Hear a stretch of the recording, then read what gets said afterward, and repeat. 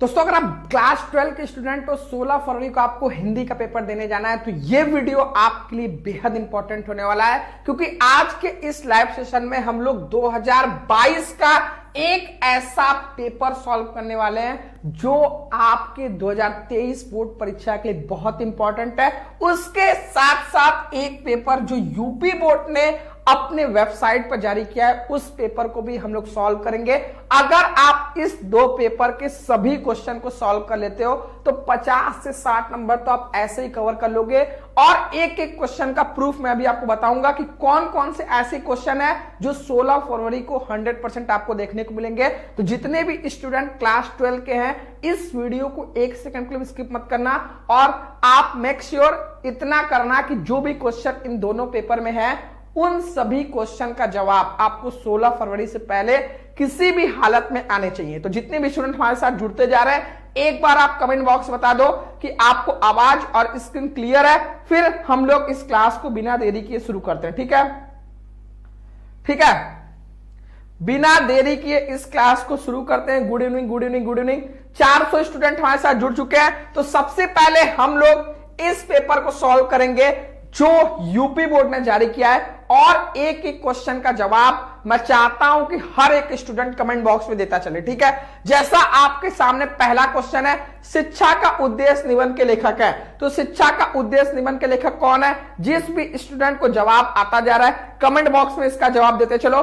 दो पेपर हम लोग सॉल्व करेंगे और ये दो पेपर को आज आपको मक्खन करके जाना है, यानी इसमें से एक भी क्वेश्चन आपको छोड़कर नहीं आना। सारा सॉल्यूशन मैं आपको बताऊंगा, बस आपको ध्यान एकत्रित करके सभी क्वेश्चन को सॉल्व करना है।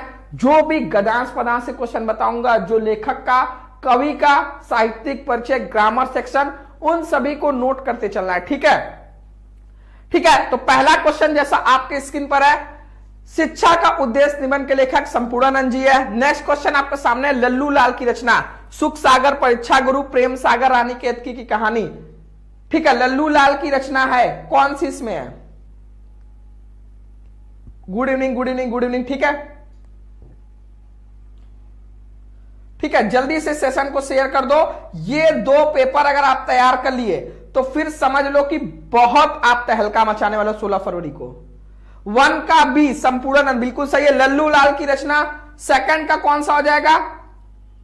ठीक है, 2024 का बैच भी शुरू होगा, बहुत जल्द शुरू होगा। ठीक है, दूसरे का क्या हो जाएगा?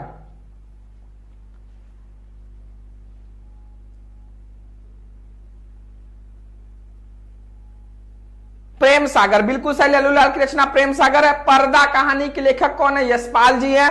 आवारा मसीहा के रचनाकार, लाखों बार मैं आपको बता चुका हूं कि आवारा मसीहा के रचनाकार विष्णु प्रभाकर जी है। नेक्स्ट क्वेश्चन आपके सामने है कि बाण भट्ट की आत्मकथा के लेखक, बाण भट्ट की आत्मकथा के लेखक, आपको कंफ्यूज नहीं होना है, महावीर प्रसाद द्विवेदी पर नहीं टिक करना है। आपका सही जवाब है हजारी प्रसाद द्विवेदी। ठीक है, तो ये 5 क्वेश्चन तो आपके लिए वेरी वेरी इंपॉर्टेंट है, एक भी मिनट में आपका बर्बाद नहीं करूंगा। जैसे यहां पर पहला क्वेश्चन, शिक्षा को उद्देश्य निबंध के लेखक संपूर्णानंद, लल्लू लाल की रचना प्रेम सागर, पर्दा कहानी के लेखक यशपाल जी, आवारा मसीहा के रचनाकार विष्णु प्रभाकर जी, बाण भट्ट की आत्मकथा के लेखक हजारी प्रसाद द्विवेदी जी।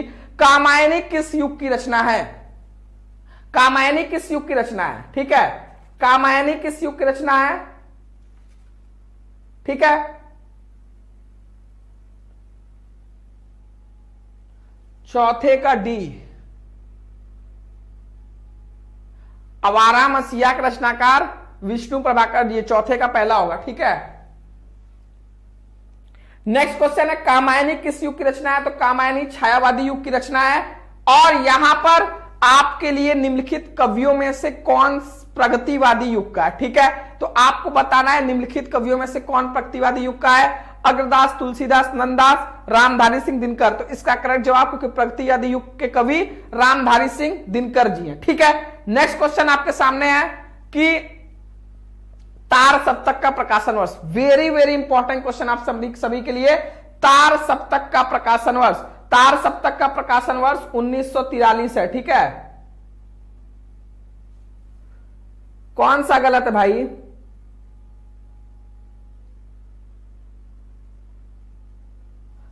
ठीक है, तार सप्तक का का प्रकाशन वर्ष 1943, द्विवेदी युग की रचना नहीं है। तो मैंने अभी आपको बताया कि ये कामायनी किस युग की रचना है, और यहां पर आपसे पूछ रहा है द्विवेदी युग की रचना नहीं है। प्रीप्रवास, भारत भारती, साकेत, कामायनी। कामायनी द्विवेदी युग की नहीं है क्योंकि ये छायावादी युग की है। ठीक है, तो यहां से ये क्वेश्चन भी क्लियर हो गया, द्विवेदी युग की रचना नहीं है कामायनी, क्योंकि ये छायावादी युग की है। नेक्स्ट क्वेश्चन है, निम्नलिखित में से कौन सी कृत महाकाव्य नहीं है? तो मामा महाकाव्य नहीं है। अब जो सबसे इंपॉर्टेंट क्वेश्चन है, 2 पेपर सॉल्व करना है और दोनों पेपरों के सभी क्वेश्चन को तैयार कर लेना है। ये लास्ट मोमेंट है, तो आप जितना भी पेपर सॉल्व करोगे आपके लिए उतना ही अच्छा रहेगा। ठीक है, तो नेक्स्ट क्वेश्चन आपके सामने, जैसे दिए गए गद्यांश आधारित निम्नलिखित प्रश्नों के उत्तर दीजिए। अब जितने भी स्टूडेंट्स को इस गद्यांश का पाठ का नाम याद आ रहा है कमेंट बॉक्स में बताओ। ठीक है, जैसे धरती माता की कोख में जो अमूल्य निधियां भरी हैं, जिनके कारण वह वसुंधरा कहलाती है, उससे कौन परिचित न होना चाहेगा? ऐसा कौन सा चैप्टर आपके लेसन में है? ठीक है, जिसको भी पता है कमेंट बॉक्स बताओ, ऐसा कौन सा लेसन से ये लिया गया है? सबसे पहले हर्षित जाट जी ने कमेंट किया है बिल्कुल सही जवाब कि राष्ट्र का स्वरूप, और इसको लिखे है वासुदेव सरल अग्रवाल। ठीक है, तो पहला यहां पर क्लियर हो गया। और मैंने आपको गद्य के लिए 2 लेसन बताए हैं, पहला आपका राष्ट्र का स्वरूप और दूसरा अशोक के फूल। ठीक है, तो जैसा यहां पर पहला ही है कि राष्ट्र का स्वरूप से लिया गया है, तो आप गद्यांश में क्या लिखना रहता है? पाठ का नाम व लेखक का नाम। ठीक है, तो इस पाठ का नाम राष्ट्र का स्वरूप, लेखक का नाम एक बच्चे ने बताया वासुदेव सरल अग्रवाल, और ये बिल्कुल सही है। और जिन भी लोगों ने चैप्टर का नाम पहचान लिया है उन सभी के लिए एक बार क्लैपिंग हो जाना चाहिए। ठीक है, अब जैसे यहां पर ध्यान से देखो, धरती वसुंधरा क्यों कहलाती है? गद्यांश का तो आपको जवाब खुद से तैयार करना है। बाकी धरती वसुंधरा क्यों कहलाती है? पृथ्वी के देह को किसने सजाया है? अब जैसे इसको आप पढ़ोगे तो धरती माता की कोख में जो अमूल्य निधियां भरी है, जिनके कारण वह वसुंधरा कहलाती है। तो यहां पर पूछ रहा है धरती वसुंधरा क्यों कहलाती है, तो ऊपर से ही देखकर आपको जवाब देना है। इसलिए गद्यांश के क्वेश्चन को पहले गद्यांश को 2-3 बार पढ़ना है, फिर आपको क्वेश्चन पढ़ना। अब रेखांकित अंश की व्याख्या कर, पृथ्वी के देह को किसने सजाया है? तो पृथ्वी के देह को किसने सजाया है? लाखों करोड़ों वर्षों से अनेक प्रकार की धातुओं को, पृथ्वी को पीस पीस कर अगणित प्रकार की मिट्टियों से पृथ्वी की देह को सजाया है। तो 2 क्वेश्चन का जवाब तो आपको इसी में से मिल गया, और पाठ का नाम, लेखक का नाम तो आपको याद ही था। तो आपको बहुत ज्यादा इसमें वो नहीं करना है कि सर गद्यांश पदांश में क्या होगा, आपको इसी गद्यांश पदांश का जवाब उसी गद्यांश में मिलेगा। नेक्स्ट क्वेश्चन है, भावी आर्थिक अंबुदय हेतु हमें क्या करना चाहिए? अब नेक्स्ट क्वेश्चन अथवा। अब जैसे बहुत बच्चे बोल रहे थे कि सर हमें कैसे पहचानेंगे, तो आपको हिंट दिया रहेगा। ठीक है, पृथ्वी की देह को नदियों ने सजाया है। ठीक है,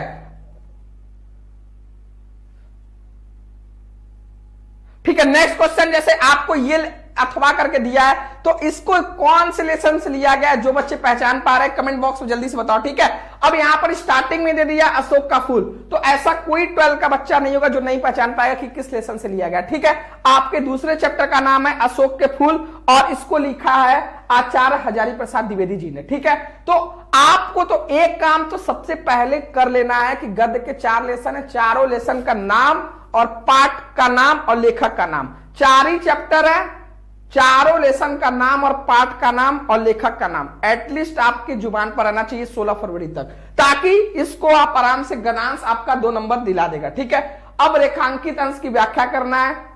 लेखक क्यों कहता है कि उदास होना बेकार है? तो जब आप इसको पढ़ोगे तो इसी में से आपका जवाब मिलेगा। ठीक है, अब आपको इसके बाद प्रश्न संख्या 4 जो देगा। ठीक है, प्रश्न संख्या तीसरे में मैंने आपको बताया कि आपको करना क्या है। प्रश्न संख्या 3 के लिए आपको 2 काम करना है। सबसे पहले कि चारों पाठ का नाम और लेखक का नाम आपको तैयार करना है। दूसरा, जो चैप्टर पर विशेष फोकस करना है, अशोक के फूल और राष्ट्र का स्वरूप। ठीक है, इन दोनों चैप्टर के जितने भी आपके गद्यांश आए हैं एटलीस्ट उनको एक बार आप देख लो। उसके बाद अब नेक्स्ट आपसे पूछेगा दिए गए पदांश पर आधारित निम्नलिखित प्रश्नों के उत्तर दीजिए। अच्छा, दिमाग में यह भी रखो कि 4 ही लेसन है, 2 आएगा, तो मैंने बोला 2 लेसन तैयार कर लोगे तो उसमें 100% फिक्स है। ठीक है, अब नेक्स्ट क्वेश्चन जैसे आपको देगा दिए गए पदांश पर आधारित निम्नलिखित प्रश्नों के उत्तर दीजिए। ठीक है, दिए गए पदांश पर आधारित। अब आपको एक पदांश देगा और एक अथवा में देगा, ये भी 10 नंबर का रहेगा। ठीक है, जैसे यहां पर देखो, अब ये लज्जाशील पथिक महिला जो कहीं दृष्टि आए, एक एक स्टूडेंट्स को पता होगा ये किस लेसन से लिया गया है, किस लेसन से लिया गया है। अशोक के फूल ही बोला हूं बाई मिस्टेक, अनुराग यादव हो गया होगा अशोक का फूल, अशोक के फूल ही बोला हूं। ठीक है, अब ये बताओ ये किस लेसन से लिया गया है।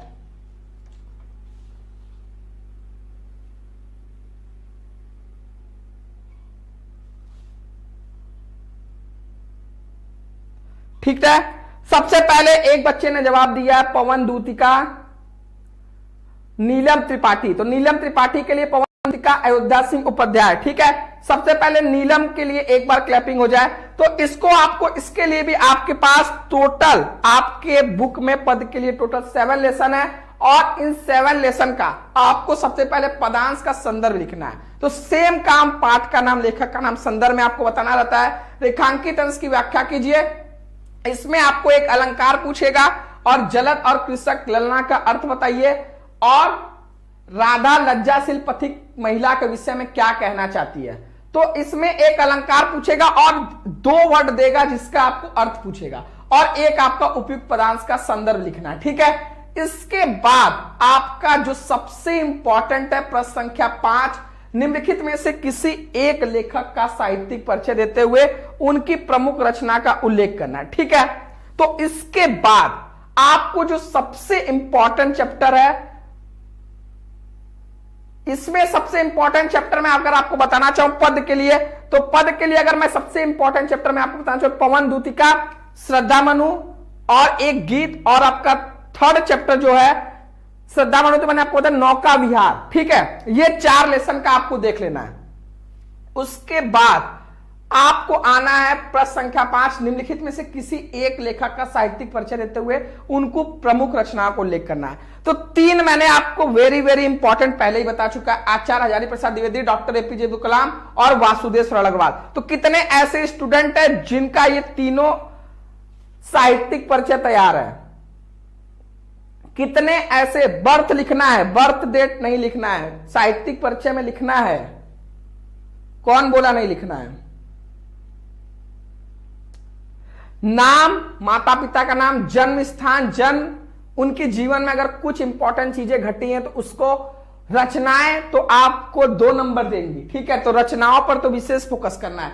ये 3 ऐसे किसके कौन से स्टूडेंट है जिनको तैयार है? 2 मेरा तैयार है। ठीक है, तो आपके लिए जो सबसे इंपॉर्टेंट है कि एटलीस्ट ये 3 जो आपका लेखक है, आचार्य हजारी प्रसाद द्विवेदी, एपीजे अब्दुल कलाम, वासुदेव सरल अग्रवाल, इनको तो आपको किसी हालत में तैयार करना है। और कवि के लिए मैथिली शरण गुप्त, सुमित्रानंद पंत और रामधारी सिंह दिनकर।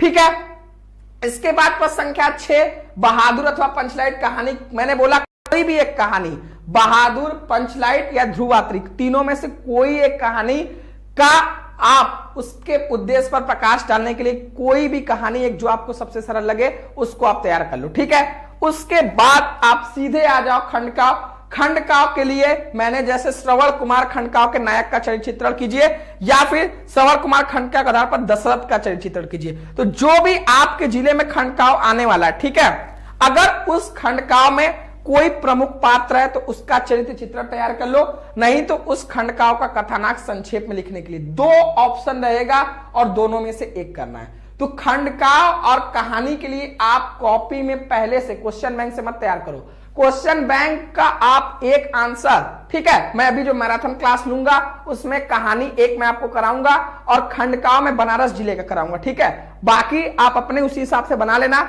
तो उसके लिए आपको कहानी और खंडकाव्य का क्वेश्चन आप क्वेश्चन बैंक से अपने शब्दों में एटलीस्ट 1 पेज का बनाकर लिख लो और उसी को आपको रिवाइज कर जाना है, क्योंकि वो क्वेश्चन तो बदलने वाला है ही नहीं, वो डिट्टो एज इट इज आपके पेपर में 7 सेट में आएगा, तो वो तो आपको बदलना है नहीं। ठीक है, इसके बाद खंडकाव्य के बाद आपका आ जाएगा खंड ख। अब जैसे यहां पर ये 7 नंबर का रहेगा जिसमें आपको सबसे पहले संदर्भ सहित हिंदी में अनुवाद। तो महामना विद्वान वक्ता आपका चैप्टर है महामना मालवी, तो सिंपली आपको लिख देना है संदर्भ में प्रस्तुत गद्यांश, क्योंकि यह एक गद्यांश है। प्रस्तुत गद्यांश हमारी पाठ्य पुस्तक संस्कृत दिदिका से महामना मालवीय नामक पाठ से लिया गया, उद्धृत किया गया है। ठीक है, कौन ऐसे स्टूडेंट है जो इसको नहीं पहचान पा रहा था? कोई ऐसा बच्चा है? कोई ऐसा बच्चा है? और मैंने आपको पहले ही बता दिया है कि महामना मालवीय संस्कृत भाषा महत्वम गद्यांश के लिए वेरी वेरी इंपॉर्टेंट है। ठीक है, तो आपको जैसे यहां पर तो सबसे पहले संदर्भ सहित हिंदी में अनुवाद करना है। ठीक है, इसके बाद पदांश के लिए मैं आपको लिख कर दे रहा हूं जातक कथा और सुभाषित रत्नानी। ठीक है, जातक कथा और सुभाषित रत्नानी। आपको सुभाषित रत्नानी का चैप्टर अगर सिर्फ तैयार कर लिए तो अथवा में एक पक्का रहना है। पिछले 7 साल के पेपर में आप देख सकते हो सुभाषित रत्नानी से एक श्लोक पक्का था। ठीक है, जो पदांश में था। तो एटलीस्ट आपका जैसे पहला इसमें ये जातक कथा से लिया गया, नमे रोचते और परोक्षे कारण था, ये आपका सुभाषित रत्नानी से लिया गया है। तो इसमें आपको क्या करना है? पदांश के लिए सबसे पहले जातक कथा और सुभाषित रत्नानी। आपको संदर्भ तो 2 नंबर 2 ही लेसन तैयार करना है, उसके अलावा आपको विशेष मेहनत नहीं करना। तो एटलीस्ट इन दोनों लेसन के जितने भी संस्कृत के पदांश हैं उसका छोटे छोटे हैं। ठीक है, क्योंकि आपका ये 2-2 लाइन का छोटे छोटे, तो इसको आप बहुत आराम से तैयार कर सकते हो। ठीक है, तैयार है सर, बहुत अच्छी बात है। ठीक है, बहुत अच्छी बात है अगर आपका तैयार हो गया जातक कथा और सुभाषित रत्नानी। ठीक है, अब इसके बाद आपका शुरू होता है व्याकरण सेक्शन। अच्छा, व्याकरण सेक्शन में आपको इस बार बिल्कुल डरना नहीं है। सबसे पहले रहेगा चार ऑप्शन देगा, जिसमें से किसी एक का अर्थ लिखकर वाक्य प्रयोग करने। तलवार की धार पर चलना, टका सा जवाब देना, दाल में काला होना, नमक मिर्च लगाना। तो ऐसा 4 में से सिर्फ एक ही करना है। तो सबसे पहले इसका अर्थ बताना है, फिर उसका वाक्य प्रयोग करना है। तो एटलीस्ट जिसका भी आप करो तो पहले अर्थ को आप ब्लैक पेन से लिखोगे, फिर वाक्य प्रयोग हेडिंग डालोगे, फिर उसका वाक्य प्रयोग करोगे। अब उसके बाद प्रश्न संख्या द निम्नलिखित शब्दों का संधि विच्छेद। तथापि का संधि विच्छेद तथा प्लस अपि हो जाएगा। परमेश्वर का संधि विच्छेद परम प्लस ईश्वर हो जाएगा। ठीक है, तो ऑप्शन नंबर कौन सा हो जाएगा? ऑप्शन नंबर सी, परम प्लस ईश्वर। फिर यहां पर गायक का संधि विच्छेद, जिसको भी आ रहा है कमेंट बॉक्स में बताओ। फिर दिए गए निम्नलिखित शब्दों की विभक्ति और वचन। अब इसमें आपको कंफ्यूज नहीं होना है, क्योंकि इसमें क्या रहता है, देखो एक बच्चा,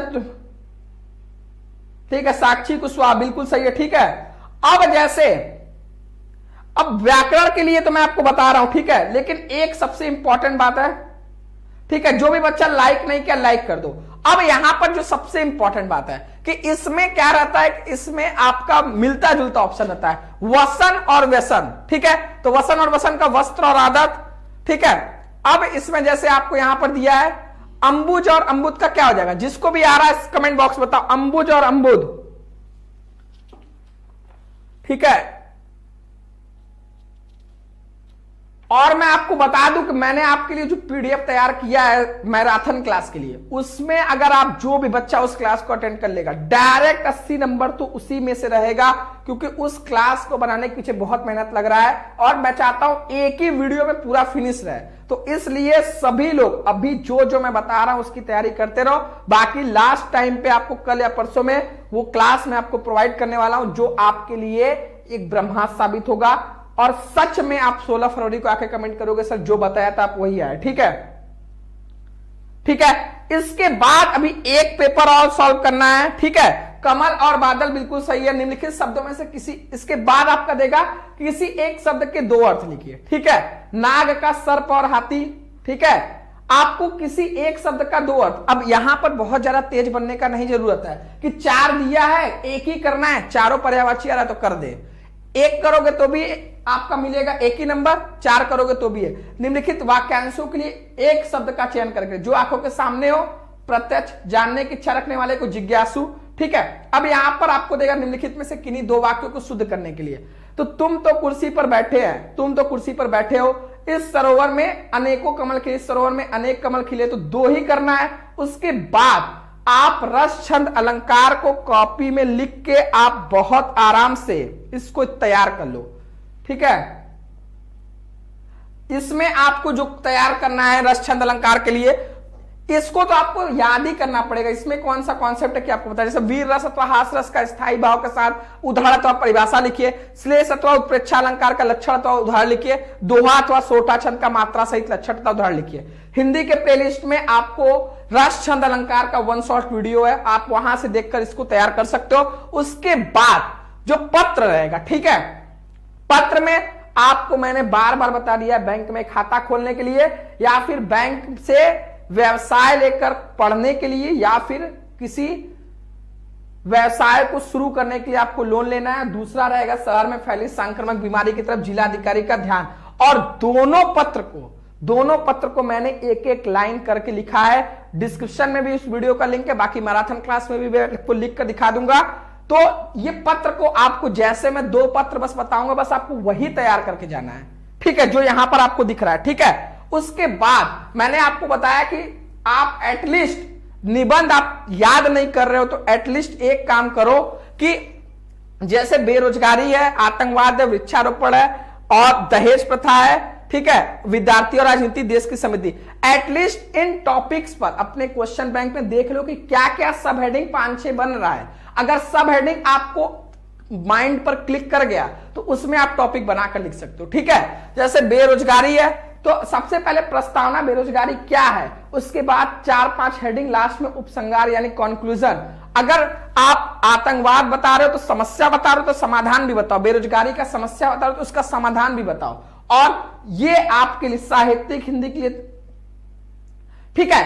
अब ये पेपर तो आपका हो गया जो यूपी बोर्ड ने जारी किया। अब एक पेपर मैं आपके लिए लेकर आया हूं जो पिछले साल बहुत ही इंपॉर्टेंट है इस बार के लिए, तो इसलिए इसका सॉल्यूशन भी हम लोग करेंगे, ठीक है। इसका भी सॉल्यूशन, 2 पेपर आपको तैयार करना। इस समय आप जितना पेपर सॉल्व करोगे उतना आपके लिए बेस्ट रहेगा, ठीक है। जो भी बच्चा लाइक नहीं किया सबसे पहले वीडियो को लाइक कर दे।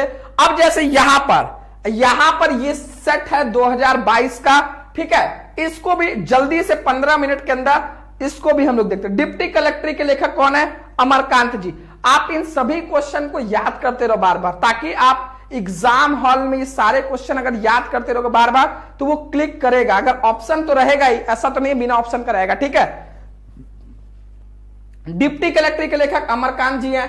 भारत की एकता के रचनाकार कौन है? जल्दी से बताओ।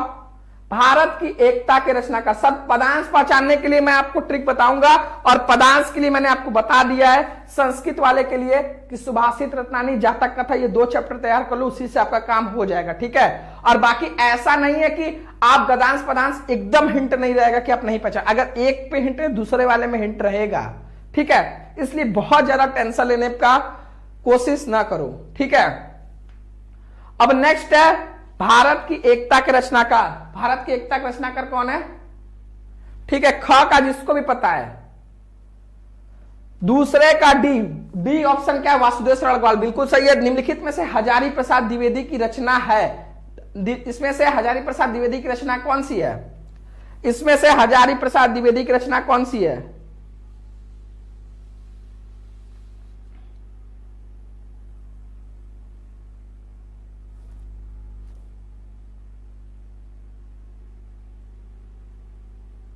वासुदेव शरण अग्रवाल, बिल्कुल सही है। तीसरे का क्या होगा? निम्नलिखित में से हजारी प्रसाद द्विवेदी की रचना है कल्पलता। सबसे पहले कौन जवाब दिया? विजय यादव, बिल्कुल सही है।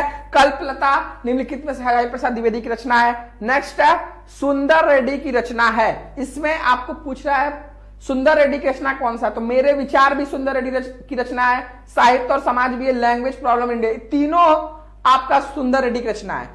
और जबकि आपका क्वेश्चन होना चाहिए निम्नलिखित में से सुंदर रेड्डी की रचना नहीं है, क्योंकि धरती के फूल ये सुंदर रेड्डी जी की रचना नहीं है, धरती के फूल कन्हैयालाल मिश्र प्रभाकर जी की है। तो ये क्वेश्चन ही गलत हो गया है। इसमें रहना चाहिए कि इसमें से सुंदर रेड्डी की रचना कौन सी नहीं है, तो इसका करेक्ट जवाब धरती के फूल हो जाता। अब नेक्स्ट है आरोहण प्रमुख स्वामी जी के साथ मेरा आध्यात्मिक सफर। इस पुस्तक के लेखक, क्वेश्चन नंबर 5 का सही जवाब क्या होगा? साफ नहीं दिख रहा है तो मैं इसको टाइप तो किया नहीं हूं, इसको तो मैंने पिछले साल का पेपर का स्कैन करके बनवाया हूं, ठीक है। 4 का डी बिल्कुल सही है, धरती के फूल हो जाएगा। नेक्स्ट क्वेश्चन आपके सामने है आरोहण प्रमुख स्वामी जी। जो भी बच्चा लाइक नहीं किया सबसे पहले वीडियो को लाइक कर देना, और एक एक वीडियो का प्लेलिस्ट में लिंक मैंने अपडेट कर दिया है। आप प्लेलिस्ट के हिंदी का बार बार देखते रहो, उसी में से आपका पेपर आएगा। मैं लाइव प्रूफ आपको दिखाऊंगा एग्जाम वाले दिन, ठीक है। 5वें का क्या हो जाएगा? ठीक है, नेक्स्ट क्वेश्चन आपके सामने स्क्रीन पर है, जैसे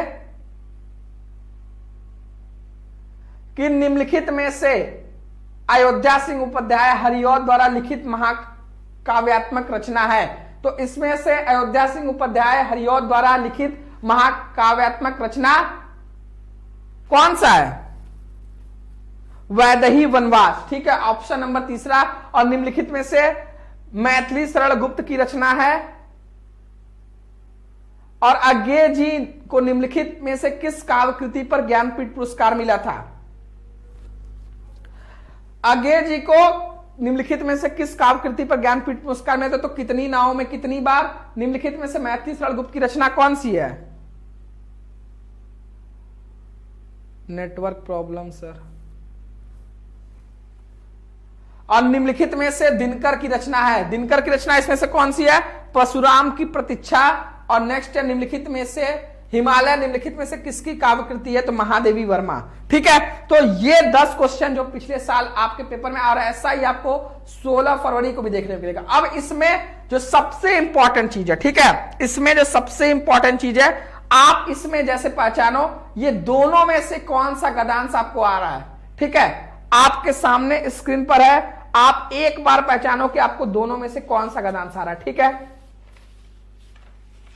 ठीक है, जिसको भी आ रहा है जल्दी से कमेंट बॉक्स बताओ। जो भी बच्चा वीडियो को लाइक नहीं किया है, सबसे पहले वीडियो को लाइक कर दो। ठीक है,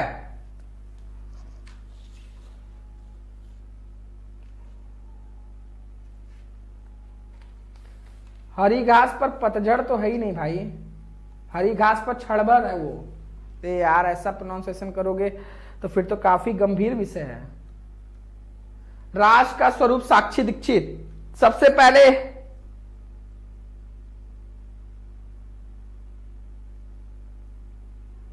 अभिषेक चौधरी बिल्कुल सही है, दोनों पता है, बहुत अच्छी बात है।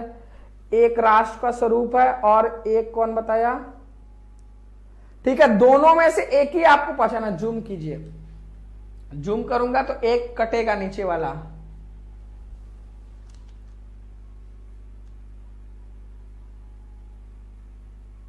ठीक है, तो राष्ट्र का स्वरूप और उसके लेखक वासुदेव शरण अग्रवाल है। तो ये आपको सेम टू सेम करना है, जैसा मैंने आपको बताया सेम चीज आपको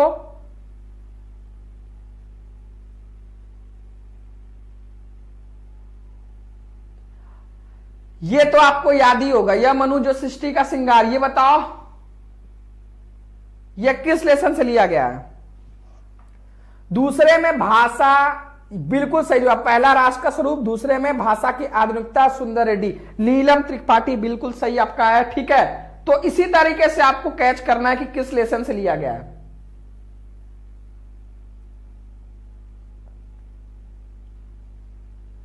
यह बताओ किस लेसन से लिया गया है?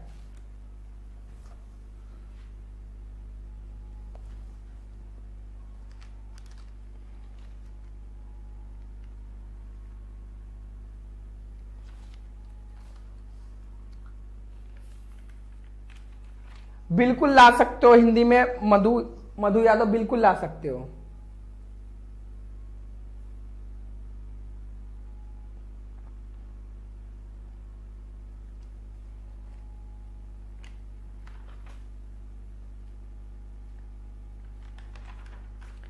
इसको अभिनव मनुष्य चैप्टर से आपके लिया गया है, जिसको रामधारी सिंह दिनकर जी ने लिखा है। ठीक है, ये सबसे पहले पंडित गौर जी जो भी नाम है इनका, उन्होंने सही जवाब दिया है।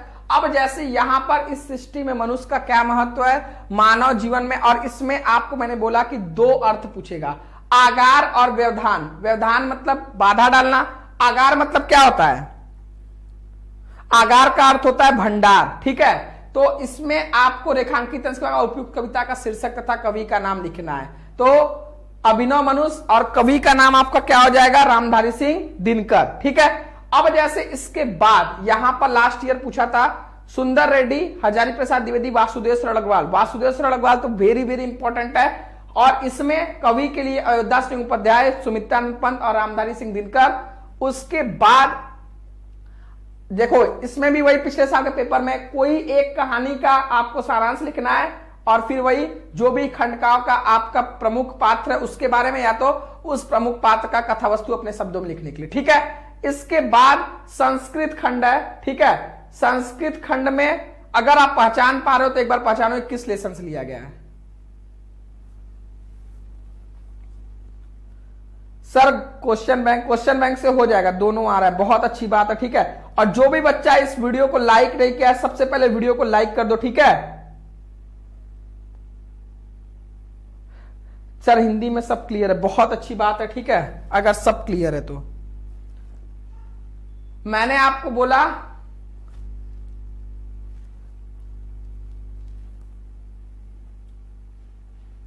पंचलाइट रेणुका जी का, ठीक है। ये श्लोक तो आपको पहचान में आ ही रहा होगा कि ये किस लेसन से लिया गया है।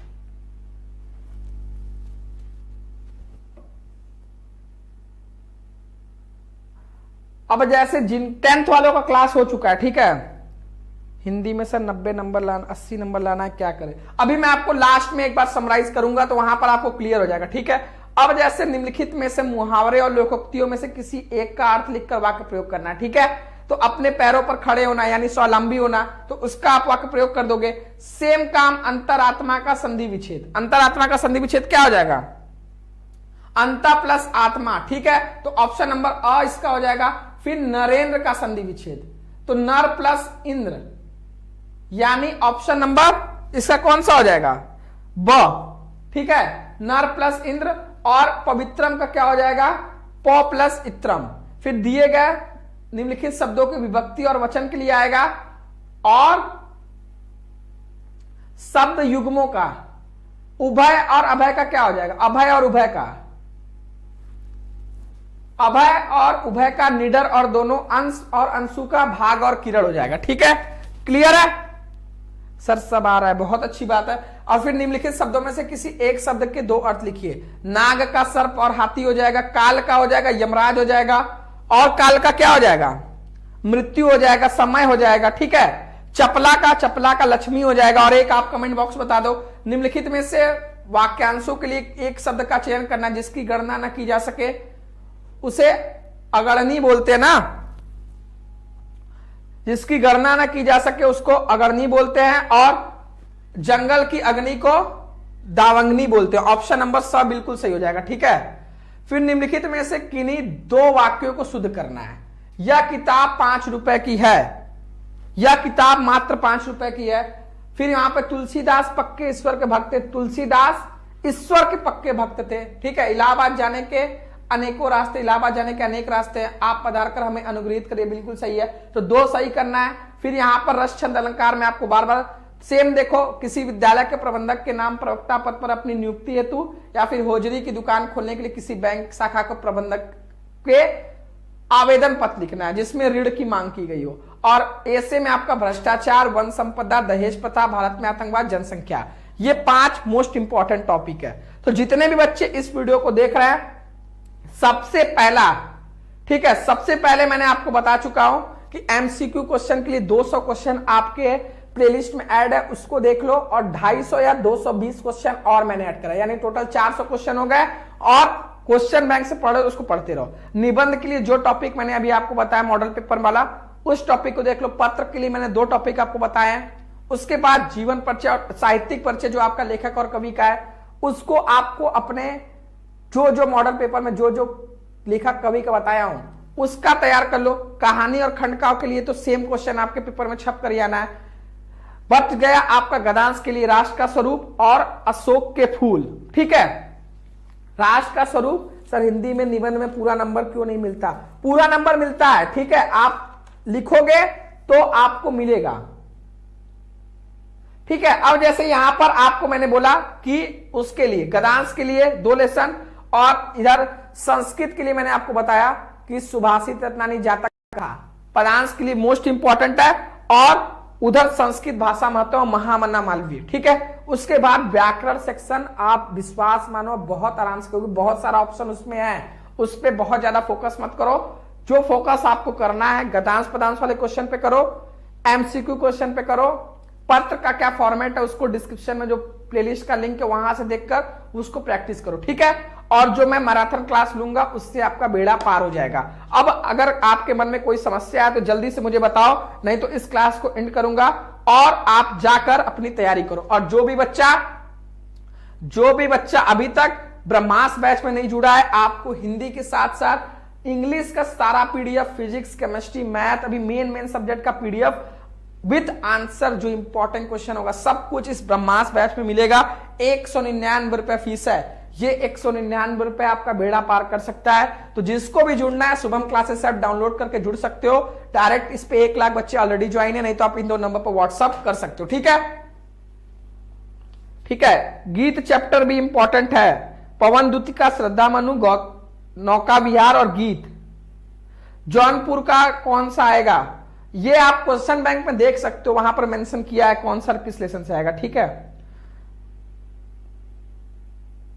सर, क्लियर है मेरा तो। ठीक है, तो अभी आप अपना जितना आपके पास टाइम बचा है, जी तोड़ मेहनत करो, क्योंकि यही मेहनत आपका रंग लाएगा और आपको अच्छे नंबर दिलाएगा, जिससे आप रिजल्ट वाले दिन बहुत खुश होंगे और आपके पेरेंट्स भी खुश होंगे, साथ में शुभम क्लासेस भी खुश होगा। ठीक है, तो सभी को ऑल द बेस्ट है, और एग्जाम के आखिरी दिन तक आपके साथ हैं, तो आपको टेंशन लेने की जरूरत नहीं है। जो बस बताया जा रहा है उसको फॉलो करते रहो, और एग्जाम देकर आप खुद आओगे तो बोलोगे नहीं सर जो आपने बताया वही एग्जाम है। ठीक है, तो आप सभी को मेरी तरफ से ऑल द बेस्ट। मिलता हूं आपसे नेक्स्ट वीडियो में, और सभी बच्चे कमेंट बॉक्स में बता देना कि आपको ये क्लास कैसी लगी। ठीक है, और वीडियो को लाइक जरूर कर देना।